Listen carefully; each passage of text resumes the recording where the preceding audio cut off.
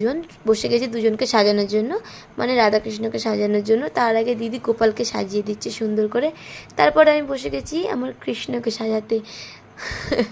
সত্যি আমি না এই মানুষটাকে খুব খুব খুব ভালোবাসি, মানুষ বলবো না অ্যাকচুয়ালি ভগবানকে, সরি ভগবানকে আমি খুব ভালোবাসি।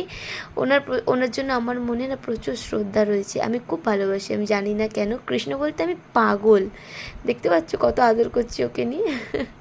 আর জানি না কেন, হয়তো শ্রীকৃষ্ণই চেয়েছিলেন আমার হাতে পুজো নিতে, কারণ আমি এমন সিচুয়েশানে ছিলাম, আমি ভেবেইছিলাম যে আমি হয়তো আর ওনাকে পুজোটা দিতে পারবো না, মানে এই দিনের পুজোটা আমি করতে পারবো না।